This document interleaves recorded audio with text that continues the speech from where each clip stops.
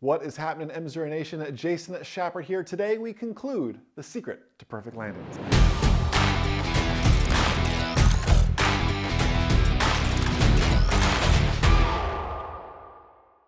MzeroA Nation, Jason here. Today we're going to wrap up the secret to perfect landings. Let me know in the comments, who has learned something this series to improve their landings?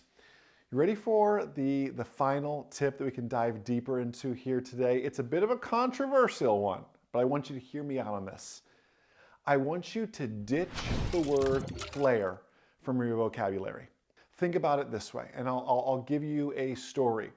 I had a student many, this is probably 10, 15 years ago now, getting close to solo, come into land, and he was coming in, and I said, we were in ground effect, flare, and he pulled so far back on the yoke, we had a little bit too much airspeed, and we started flying again. I just smoothly gave it full power, and we kept on going. I said, why did you do that?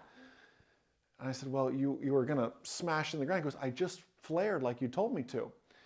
So afterwards, we spoke about it on the ground. I said, what is your definition of a flare?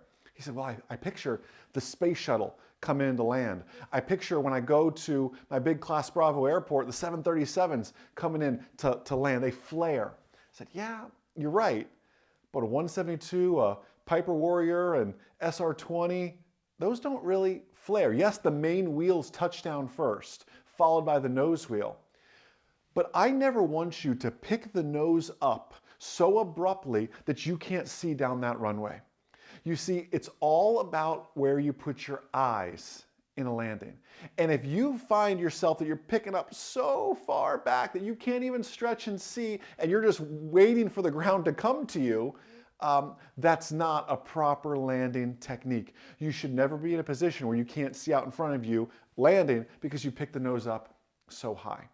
In fact, as I transition the nose up, I transition my eyes down that runway. I'm going to say that again. Anybody ever have the ground just sneak up on them and go, oh, I didn't expect to land so quickly. Didn't expect the ground to be there so quickly. I always ask, where were you looking? Right over the spinner, 5 feet in front of me. No, take those eyes down that runway. As you do pick up that nose, and you do pick up the nose to touch those mains down first, you take your eyes down that runway. Now, why do I use the word transition instead of flare? Because I want you to transition to something very specifically. I want you to transition like you're doing slow flight down the runway. In fact, who here has ever done slow flight down the runway? If you have never practiced slow flight down the runway, I mean getting in ground effect, holding those wheels just inches above the ground, you'll have to give it a little bit of power to maintain that, but you feel how effective the rudder is, how sloppy the ailerons are. You get that pitch attitude just right. You want to improve your landings, or that last 10 feet, slow flight down the runway. You practice slow flight aloft to get better at landings. And we're coming on in now. Normal landings, what I'm making it look like, right? Normal landing here. Power's back to idle, gliding on in. Now, when I get into ground effect, I instead want to give it some power. I just gave it some power. I'm holding it here, and I'm giving some power. Don't sink. Don't kiss that runway. Holding it here, holding it here, holding it here. Little bit of power. Don't touch down. Don't touch down. Give it some power there. Almost touched down. Look how sloppy these ailerons are, right? Not doing anything. Ooh, don't touch down. Don't touch down. Give them some power. There we go. Holding it here, bouncing, looking down. Taking my eyes down that runway, just holding it right here. Practicing. Just inches off. This is going to help you with the control. I'm dancing on the rudders more than I'm doing anything else. My hands are relatively steady, other than I want to show you how ineffective these ailerons are, right? I can take it down about halfway through the runway, and I can go ahead and discontinue. Remember, and I have all those flaps in, so I go full power, and now it's just like a go-around procedure. Full power, flaps usually go right to 20. Fly it on out here. Why not make it even more realistic and do it through ground effect? Because that's what you're effectively in. You're in a short phase of slow flight right before touchdown.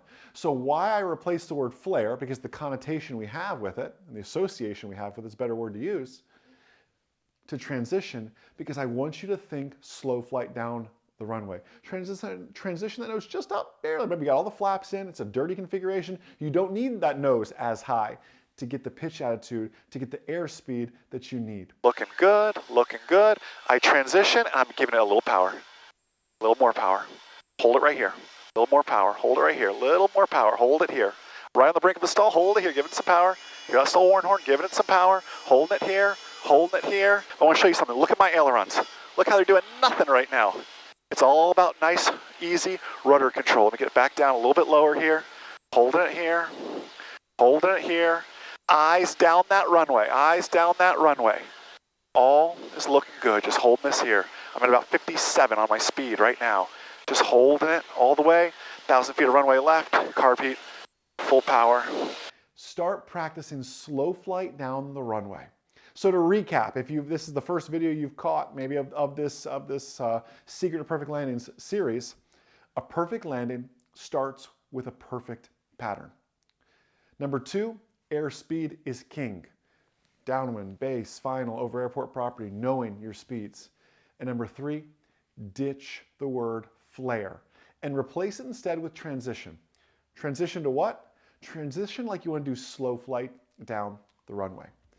I can't wait to read your comments down below and see how these 3 little tips here have worked to improve your landings. Have a blessed, abundant, outstanding rest of your day. And most importantly, remember, the good pilot is always learning. Have a great day, everybody. See you.